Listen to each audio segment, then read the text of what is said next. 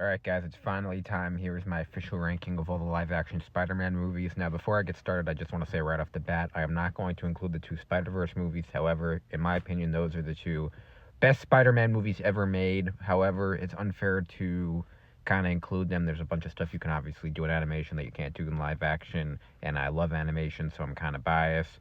But again, I just want to say that right off the bat. So here are my rankings of the eight live action Spider Man movies.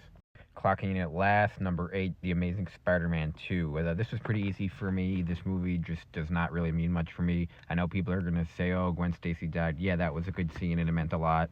But I guess at just this time in my life, I just was so cemented that Toby was my Spider-Man. This was a lot worse than The Amazing Spider-Man 1. I think this is way worse than the Tom Holland movies. So this was a no-brainer for me. I know some people are going to get maybe a little bit upset, but I just don't know how you can put this ahead of any of the other movies. Coming in at number 7, and I almost made this last, Spider-Man 3. At the time, this is one of the most underwhelming and disappointing movies of all time. I don't think people remember. It's become kind of a joke now with all the Tobey Maguire memes and gifs, but this movie was brutal at the time. I remember people were so excited for Venom. I was so excited for Venom, for the dark suit, for Hobgoblin especially, which they totally butchered. So this movie was just a total dud. Um, I don't think you could put this ahead of any of the movies. I almost put Amazing Spider-Man 2 ahead of this, which I think is fair. You could put this movie last, but this is as high as you can go with this movie. The only reason, I don't shit on it more is because I have so much goodwill from the first two, but this movie was just a total dud. It's unfortunate, but it's just the way it is. This one was tough, but I'm gonna put Amazing Spider-Man at number 6. This is a step. This movie was much better than Amazing Spider-Man 2. I thought it was better than Spider-Man 3, but again, just not as good as the other movies. I thought Andrew Garfield was a great Spider-Man, but I think he's let down by the rest of the movie. It's a solid movie, but I don't think it's better than the Tom Holland movies, and I don't think it's better than the first two Spider-Man, Tobey Maguire movies. So overall, a good movie. I just think it kind of came out at the wrong time. It came out kind of during the MCU run, but it wasn't in the MCU. But it also wasn't Tobey Maguire and Sony, so it was kind of in the middle of nowhere. Again, not a bad movie, but just not a very nostalgic movie for me. So that's why I'm putting it here. Coming in at number 5, Spider-Man Far From Home. Another movie that I thought was very disappointing. I rewatch this movie a lot. I always think I'm going to like it every time, and it just gets to that point every time where I'm like, ugh, I wish this movie was better. The CGI with Mysterio is really, really good. I just think they could have done a much better job with him. It's a very weird movie. This movie reminds me a lot of Captain America 1, where you think you're going to like it, and there's just something about this movie that I don't love. Um, Kind of just didn't really end up meaning a lot in the whole grand scheme of things. But I just wish the Mysterio stuff was a little bit better. I think this could have been a much more Mysterio heavy movie. I think this is one of those villains that you want to see a lot of. So it was kind of cool how they handled it, but I think they could have still done a much better job. Um, I would have loved to see Mysterio more. I would have loved to have seen Mysterio in the Sinister Six. Um, so I thought they kind of dropped the ball on that. Again, not a bad movie, but I thought a step down from Homecoming. This is where I'm going to trigger some people and where I might surprise some people, but clocking in at number 4, Spider Man No Way Home. This movie to me is one of the least rewatchable movies in the entire MCU when it crossed Spider Man. I thought it was great on the first rewatch. Unfortunately, the rumors and the leaks leading up to the movie kind of ruined it. In theory, if you watched this movie and you didn't know anything going into it, it would have been unbelievable if you had no idea. But unfortunately, we live in an era of trailers and stuff, so we kind of knew what was coming.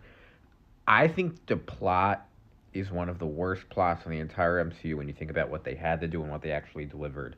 All the Doctor Strange stuff I thought was a waste of time. I don't care about that. I don't care about turning Spider Man into a Doctor Strange movie. I wanted a lot of Norman Osborn. I wanted a lot of Doc Ock. But I really wanted a Sinister Six movie. I don't know why they didn't turn it into a Sinister Six movie. The three Spider-Men against the Sinister Six. That's all they had to do. The Toby and Andrew Garfield stuff, while good, it's very few and far in between. They don't even do that much web slinging. They don't even do that much fighting.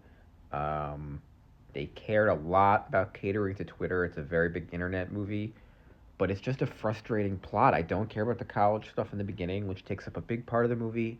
They take them all back to Happy's apartment, which I don't care about. And then they did the Uncle Ben thing with Aunt May, even though for years they were talking about how they didn't want to do that. So I think this movie The reason it's so low, not even so low, the reason why it's four is just because it should have been no doubt a slam dunk as the best Spider-Man movie ever. The fact that it has all three of them in it and it's still not. I know a lot of people have this number one just because they get suckered into nostalgia. But when you really go back and watch it, it's just not a good plot. The second he brings all the villains back to the apartment, it's just bad. There's a lot of really, really good scenes. The scene where he uses his spider sense is really good. Um, the fighting, the stuff with Toby and Andrew, I love, but it's just not as good as the other ones. Coming in at number three, Spider-Man: Homecoming. I love this movie. I think it's one of the most underrated movies in the MCU.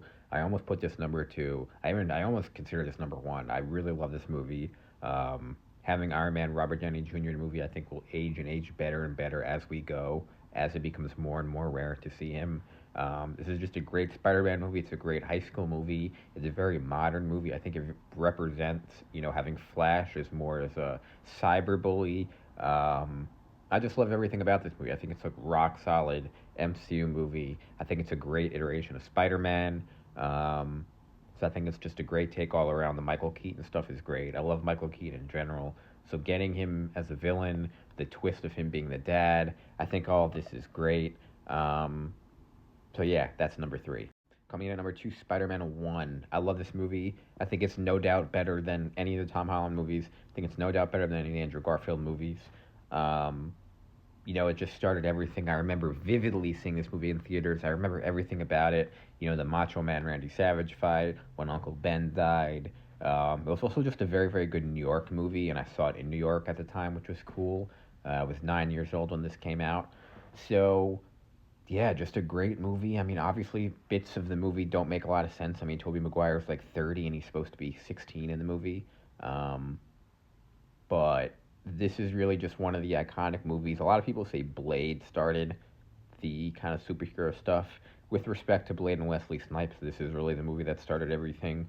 This is what made Spider-Man really to this day arguably the number one superhero. I mean, I think he really goes toe to toe with Batman, definitely with Superman, and definitely I think with Batman now as the number one superhero. And this is really what started it.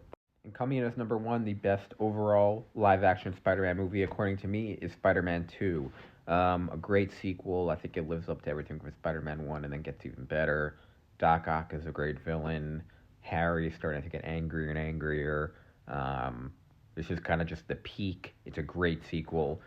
I was kind of debating putting Spider Man 1 here. I almost considered putting Homecoming here, but this took the edge. I think this is just the best movie, the best ending.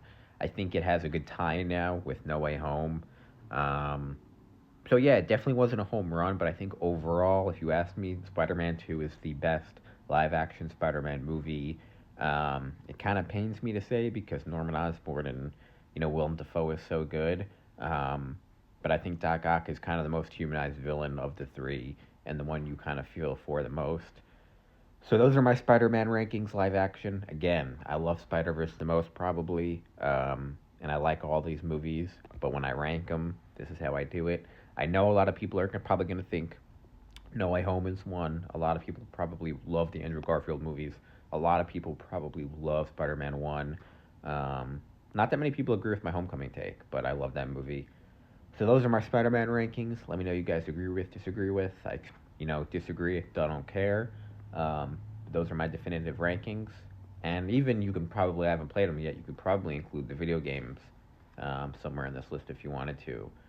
So those are my Spider-Man rankings. Thanks guys for watching, and as always, I'll see you on the next one.